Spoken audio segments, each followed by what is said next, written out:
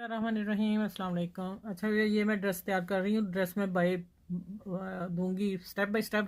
पहले मैं आस्तीन बनाने लगी हूँ। आस्तीन इसके ये हैं, ये देखें ये वाला। और ये कट देने लगी हूँ। कट के लिए मैंने अंदर इसके चेपी लगा दी है बारीक टिकन, और इसको प्रेस कर लिया। प्रेस करके अब मैं देखें क्या करने लगी हूँ। अब इधर से नज़र आ रहा है, हमने इसके साथ साथ सिलाई लगा देनी है। ये देखें लग गई, साथ यहाँ से उठाएंगे और फिर यहाँ आके इसके साथ साथ सिलाई लेके आएंगे।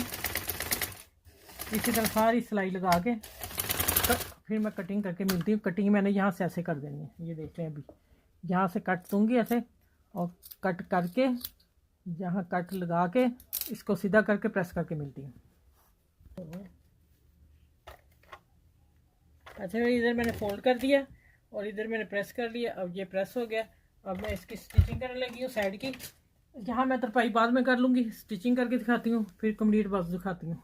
ये हो गया इसका कट और यहाँ आ गई स्टिचिंग। ये देखो ऐसा समझ है।